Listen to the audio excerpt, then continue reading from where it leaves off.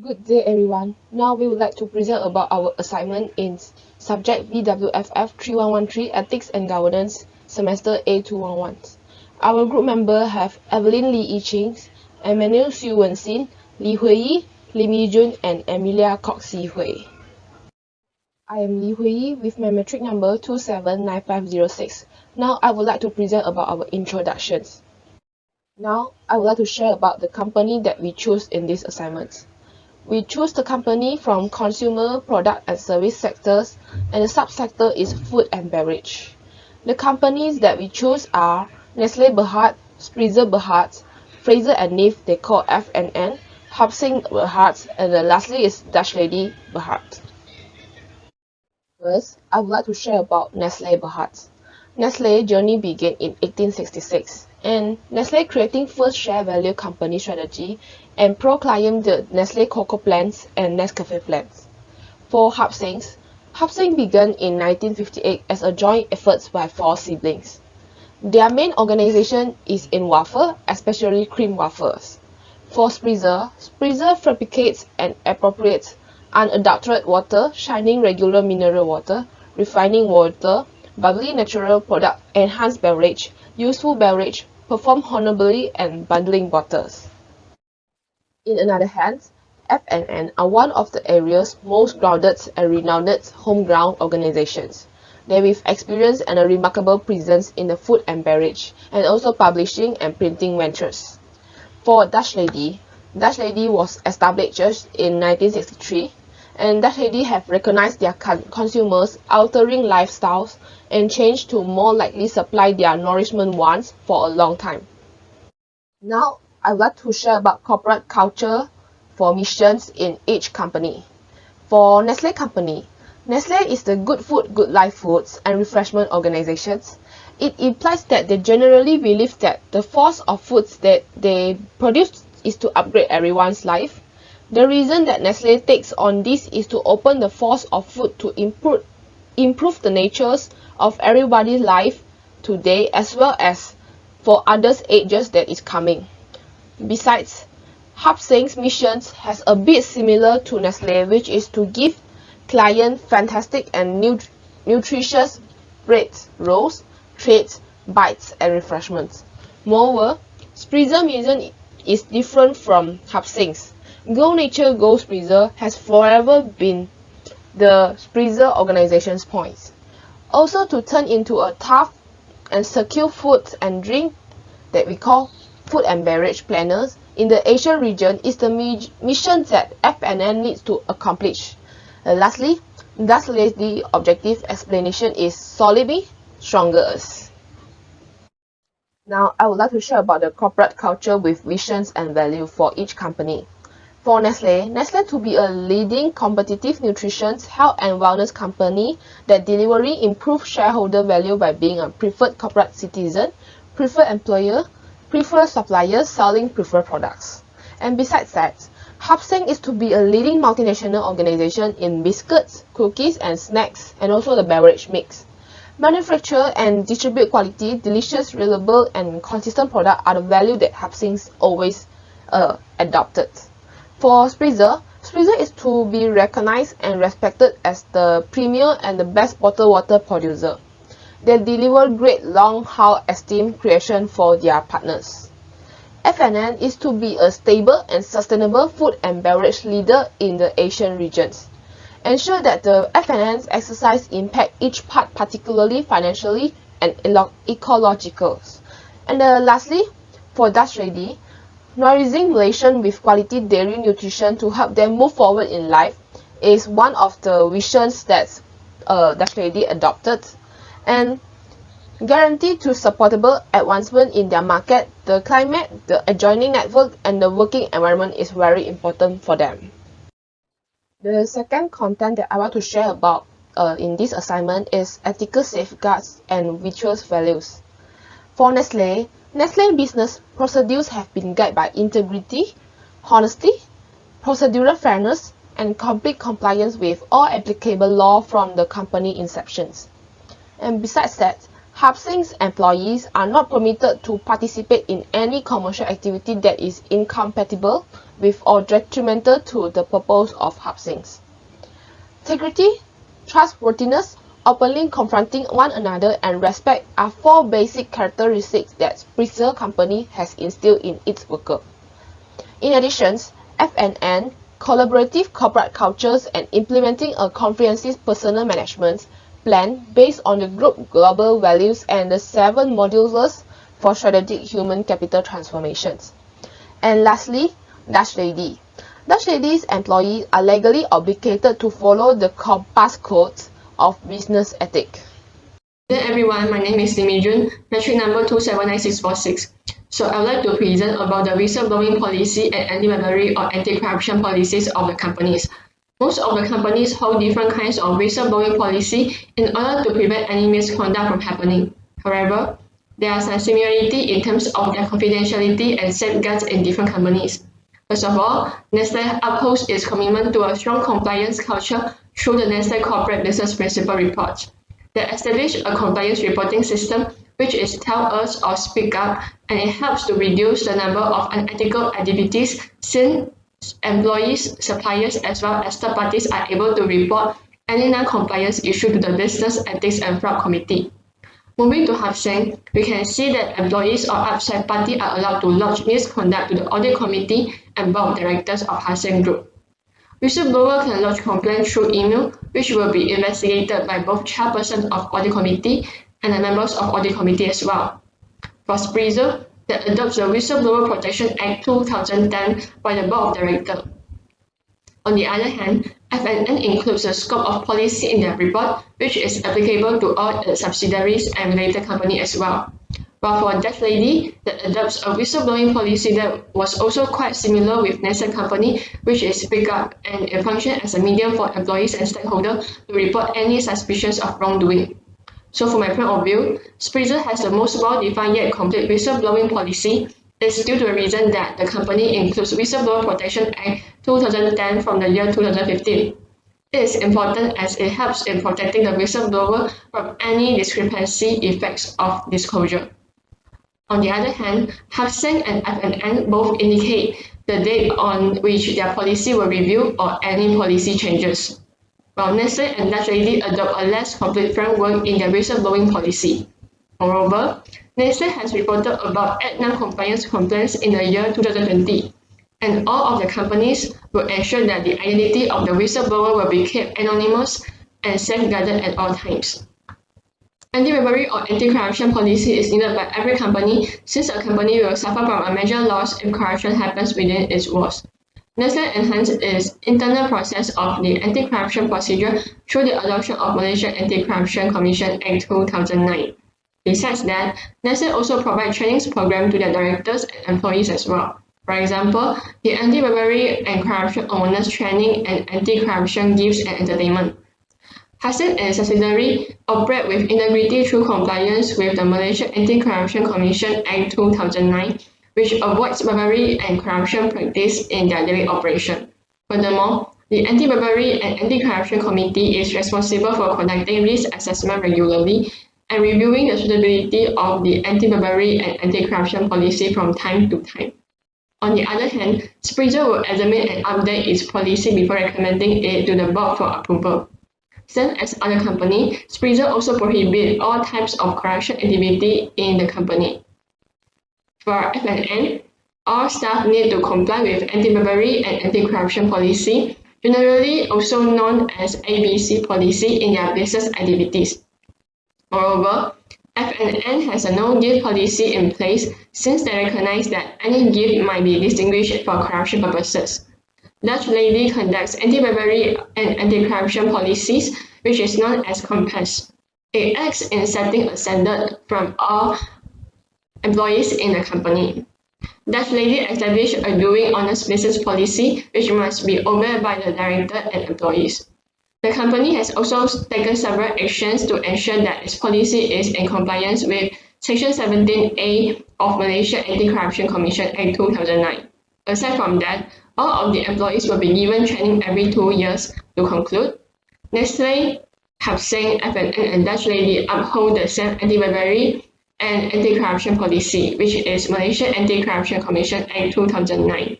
The majority of the firms listed above has played their role in anti-bribery policy. However, Spreezer has the least information regarding its policy. For instance, they do not include or specify the training offered to their employees or any comprehensive prevention measurements in the annual report. The rest of the companies perform effectively and have sufficient information on their anti-corruption policy, which helps to prevent corruption issues from happening. Besides that, all of the companies have mentioned in their report regarding training on anti-bribery and anti-corruption is provided to their employees, except Spreezer. So now I'm going to pass my turn to the next presenter. With that, thank you. I'm EVELYN and my matrix number is 279198. Today, I would like to present about the corporate responsibility of the company in this report. There are several levels of corporate responsibility in these 5 companies: Nestle, Hapseng, Spreezer, FNN, and also the Dutch Lady. First and foremost, economic responsibility is a primary responsibility of the company, which is to be profitable. In the financial year 2020, Hapseng had a revenue of 327.3 million, and the dividend payout ratio was 60%. For the Dutch Lady, the revenue was 1.101 million, and the interim dividend payout was 51.2 million. Next, Nestle achieved a revenue of 5.412 billion and the dividend payout was 544 million, while the revenue of Spreezer and FNN were 308.5 million and 1,834 million respectively, and the dividend payout ratios were 26% and 48%. The second level of corporate responsibility is legal responsibility. During the pandemic, Nestle encourages remote and flexible working arrangement guidelines to fulfill the government safety operating procedures SOP requirements on COVID-19. On the other hand, in 2020, subsidiaries of Hapseng had set up the COVID-19 Emergency Response Protocol Committee to solve any major situations induced by the pandemic, while FNN had been using a virtual format for annual safety training and also the awareness training.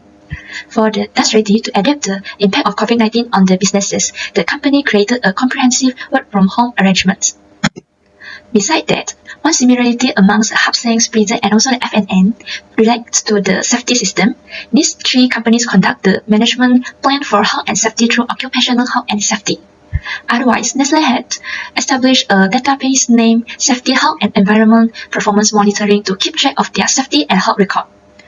In addition to build the customer trust and also the confidence toward the brand, Hapseng and FNN offer the transparent nutrition information on all of their products packaging. On the contrary, Nestle and Spreezer resort strictly to the guidelines on Malaysia's Healthier Choice logo. Next, the level of corporate responsibility is ethical responsibility. All the 5 companies have similar consciousness about the diversity and also the gender balance. The companies ensure that all the employees are treated equally and fairly, and also aim to achieve the balanced participations between males and females. Apart from this, as a food manufacturer, the quality and safety of the finished good are important. Therefore, Nestle and Hapseng follow the ISO standards, Spreezer and Dutch Lady implement the guidelines of hazard analysis and critical control blood point HACCP system, and also the good manufacturing practices GMP. The other level of corporate responsibility is philanthropic responsibility. During the epidemic, Nestle contributed 50 million to the COVID-19 relief efforts through its Nestle Cares activities. The company also donated to the Malaysian Red Crescent Society MRCS. Likewise, Spreezer, FNN, and also the Dutch Lady had offered their products to the pandemic relief. For example, Spreezer granted their bottled water, FNN donated 3,800 boxes of products to the frontline workers, and also more than 300,000 Dutch Lady milk packages were donated. On the other hand, Hapseng and Spreezer have been conducting some philanthropic activities to give back to the society. Hapseng tries to make a good contribution to the communities that serve by sponsoring fundraising efforts, and Spreezer runs the sponsorships and donations programs in order to improve the customers' confidence and also the public awareness of their business. Moreover, Nestle always encourages their employees to involve in the volunteer program. For example, beach and underwater cleanup in a Chinese New Year visit to the old folks' home. In contrast, Spreezer and FNN are keen on organizing some activities engaged with the community, for instance, the Chinese New Year, Hari Raya, and also the Diwali. The last level of corporate responsibility is environmental responsibility. Nestle, Spreezer, and FNN all conduct the proactive water quality and withdrawal monitoring that is covered by the Commitment on Water Stewardship at all the time. By comparison, the other two companies take a different strategy. Hapseng has scheduled the water created by wasteman treatment, and for the AZHARI, the company has been conducting wastewater treatment plant (WWTP). Furthermore, the company takes the initiative to act on the climate change. Nestlé's Present and FNN manage the carbon footprints by complying with policy concerning environmental management. Additionally, the 5 companies minimize the waste by creating the greater energy efficiencies in the production process and using as much renewable energy as possible. Not only that, Nestlé and AZHARI tend to use the recyclable packaging to produce the goods. Hapseng recovers and sells the waste materials to approved scrap collectors for recycling. For FNN, the company uses innovative packaging to satisfy customers' needs and seeks out the innovative approaches to decrease the post-consumption waste. That's all from me, thank you. Good day everyone, I am EMANUEL CHING. My metric number is 27936. Today, I'm going to present about the corporate governance of board. I will analyze the structure of board of director, composition, independent, diversity, CEO authority, and how does the structure comply with Malaysian Code of Corporate Governance (MCCG). The Malaysian Code of Corporate Governance (MCCG) was effected in the year 2000, was a key component of corporate governance performance, and had a positive effect on company governance standard. MCCG states that must be different people hold the responsibility of the chairman and chief executive officer (CEO). MCCG does not allow the duality in Malaysia. Besides, MCCG also states that the chairperson of the audit committee and chairman of the company must be different. It cannot be the same person. MCCG ensures sufficient independence and diversity that at least 30% of the board directors are women.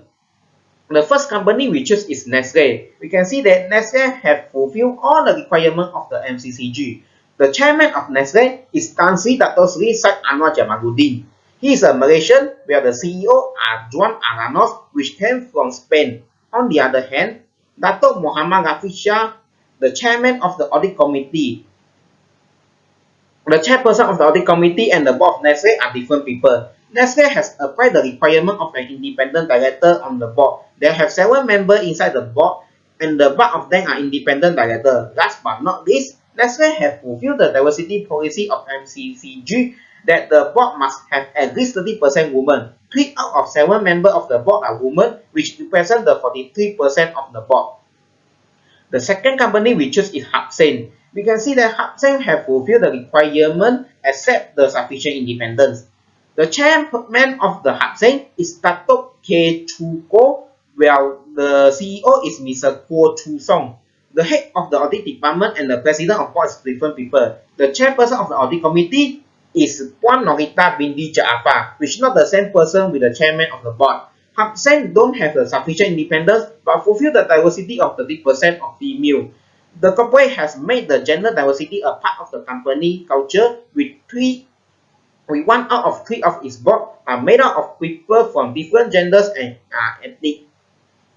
The third company we choose is Spicer. We can see that Spicer only fulfill the requirement of the chairman CEO and the audit committee. The chairperson of Spicer is Dato Lim Ah Heng, while the CEO of Spicer is Mr. Lim Seng Lee. There are different individuals of chairman and the head of audit committee. The head of audit department of Spicer is Dato Ainik Muhammad Bena bin Nik Mustafa. Spicer does not apply the requirement of half of the board must be an independent director and must have at least 30% women. The board only consider 9 individuals, where only 3 of them are independent members, and the board do not have any female member. They hope that to have 2 female member inside the board. The fourth company we choose in this report is FNN. You can see that FNN has fulfilled the requirement of MCCG except the diversity of 30% female. The chairman of FNN is Tengku Syed Badaru Jamalullah, while the CEO of FNN is Mr. Lim Yu Ho. Mr. David Siu Katong was the chairman of the audit committee, which is different people with chairman of the board. FNN have a sufficient independence. The board is made out of 11 non-executive directors and 6 of them are independent. Lastly, FNN departure the diversity policy of MCCG that the board must have at least 30% women. FNN only have 37% of women inside the board. The last company we choose is AZHARI. Dutch AD fulfill the requirement and set the sufficient independence. The chairperson of Dutch AD is Datin Sri Sulita Mailing Rajakumar. She was the only female chairperson of the 5 companies that listed in this report. The CEO of Dutch AD is Ramjit Kaur Wirit, who is also a female. Tengku Nurul Azia binti Tengku Sariman was a head of audit committee. Dutch AD departure, the requirement of half of the board must be an independent director. Lastly, Dutch AD have fulfilled the diversity policy of MCCG that the board must have at least 30% of women. For 4 out of the 8 individuals inside the board are women, which is more than 50%. My name is AMELIA, metric number 279667. I will talk about the sustainability in business and explain about the role of stakeholders in influencing the company towards sustainability. Now we will look at the role of the stakeholders. Stakeholders of a company consist of the consumers, employees, investors, society, and the government. First of all, we will look at the consumer. Companies will have to make sure that they provide high quality, healthy, and safe products for the customers. They also promote healthy lifestyle so that people will change their lifestyle and stay healthy. The next stakeholders is the employees. Usually, companies will want diversity in their workplace, which means that they will take in employees from different gender, race, religion, or cultural backgrounds. They also provide equal opportunities for all employees to grow and reach their full potential. Companies also have to ensure the health and safety of employees by providing a healthy and safe working environment. The next one is the investors. Companies will usually have to maintain a good financial performance so that they can give out a consistent dividend for their investors.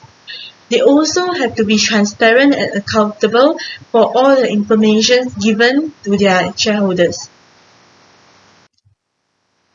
Next, let's look at the society. Companies will give back to the society through donations, either in cash or in kind. They also have to ensure that people receive sufficient nutrition every day since they are in the food and beverages industry. The last stakeholder of the company is the government.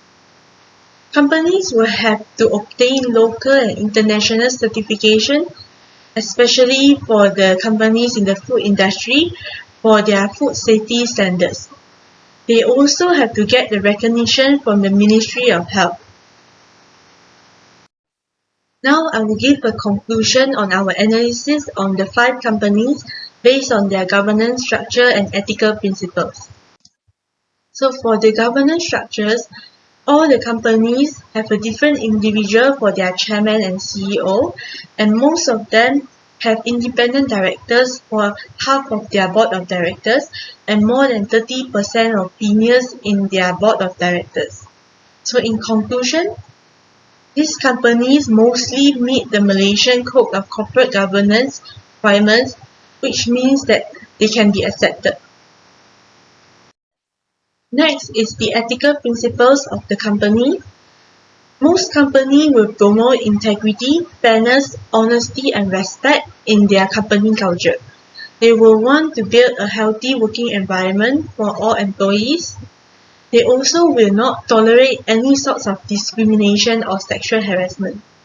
So therefore, we can conclude that these ethical principles should continue to be implemented in these companies. So this concludes our presentation. Thank you.